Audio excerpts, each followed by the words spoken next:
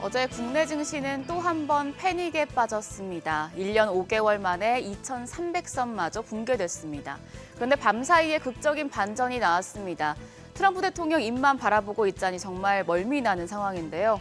그래도 트럼프 대통령이 중국을 제외한 국가의 상호 관세를 90일간 유예한다고 밝히면서 뉴욕 증시가 폭등했기 때문에 오늘 우리 시장 분위기는 완전히 다를 것으로 예상됩니다. 어제장 복귀하면서 오늘장 투자 포인트 확인하시죠.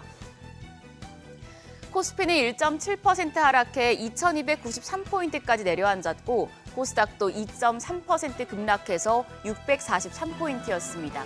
어제 오후 1시에 상호관세가 발효됐는데 외국인 현선물 매도세가 확대되며 지수는 낙폭을 키우며 마감했습니다. 환율이 요동치고 있습니다. 어제 환율은 정규장 마감 시간 달러 기준 10원 90전 급등해서 1,484원 10전의 거래를 마쳤습니다. 금융위기 때인 2009년 3월 10 이후에 최고치였습니다. 미중 무역 분쟁 격화에 따른 위험회피 심리가 커졌고 또 미 국채금리가 계속해서 오른 데다 세계 국채지수 편입이 연기된 부분, 여기에 위안화 약세까지 겹친 데 따른 것입니다.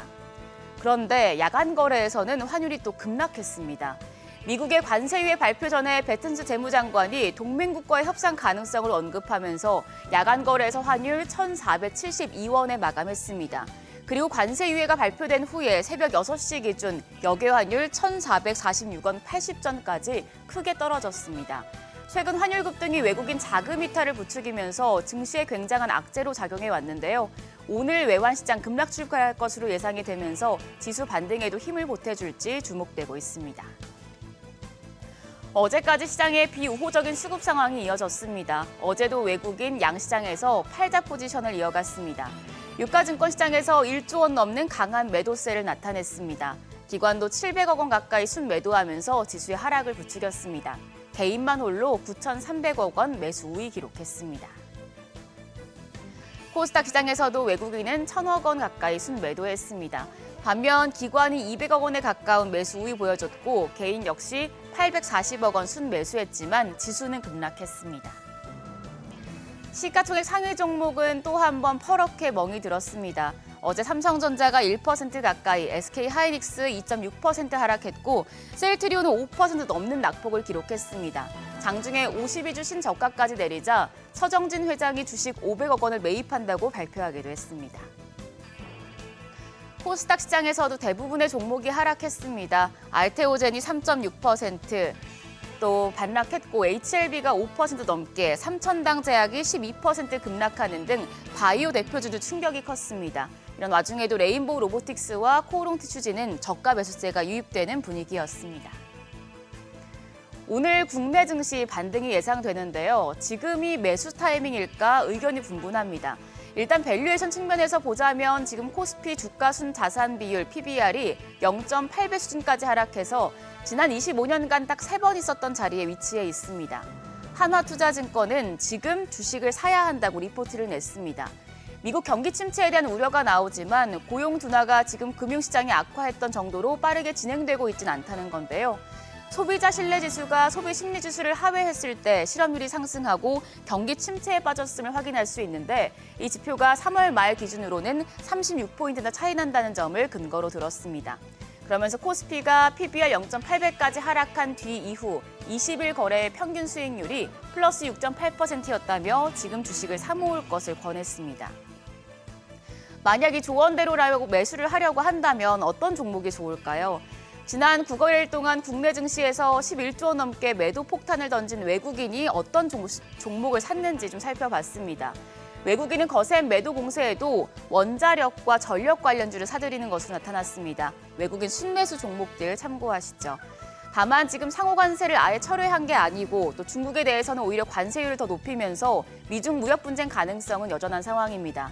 그래서 뉴욕 증시 시간외 거래에서도 중국 사업에 영향을 받는 애플이나 엔비디아 등의 주가는 소폭 하락했기 때문에 너무 급격한 매수는 시기상 이르다는 분석도 있습니다. 본인의 투자 성향에 맞춰서 전략 세우시길 바랍니다. 일정입니다. FOMC 의사로 공개됐고요. 오늘은 우리나라 옵션 만기일입니다. 수급적으로 변화가 있을지 체크하시죠. 장중에 중국의 3월 CPI와 PPI가 발표되겠고 밤에는 미국의 3월 CPI와 주간 실업수당 청구 건수가 나오는 만큼 경제 지표들도 확인하셔야겠습니다. 한편 어제 시간외 거래에서는 로봇과 양자암호 관련주가 강했습니다. 로봇은 장 마감 후에 삼성전자가 자회사 레인보우로보틱스와 손을 잡고 휴머노이드 로봇 개발에 속도를 내고 있다는 소식에 영향을 받았습니다. 양자암호 관련주도 흐름 좋았는데요. 간밤 뉴욕 증시에서 아이온큐와 리게티 컴퓨팅 등의 관련주가 급등했기 때문에 오늘 장에서도 강세 이어질 가능성이 높겠습니다. 그럼 넥스트레이드 프리마켓 상황 보겠습니다. 오늘 우리 시장 어제 급락한 이후에 어떤 출발을 보여줄까요? 일단 프리마켓 시가총액 상위 종목 5위권 종목 거래가 확인하시죠. 프리마켓에선 지금 5위권 종목들 급등하고 있습니다. 삼성전자 지금 대체거래소에서는 7% 가까이 급등합니다. 거래가 56,700원. SK하이닉스가 12.48% 폭등하고 있습니다. 거래가 18만 5,600원이고요. LG에너지솔루션이 5.1% 오름세로 32만 9,500원. 삼성바이오로직스가 3.63% 오름세 보여주고 있습니다. 현대차도 급등합니다. 7.2% 오름세로 현재 거래가 19만 800원 나타내고 있습니다. 코스닥도 보시죠. 시가총액 5위권 종목 모두 흐름이 좋습니다. 알테오젠이 6.47% 급등하며 37만 원, 에코프로비엠이 8% 넘는 급등세 보여주고 있습니다. 거래가 10만 2,400원이고요.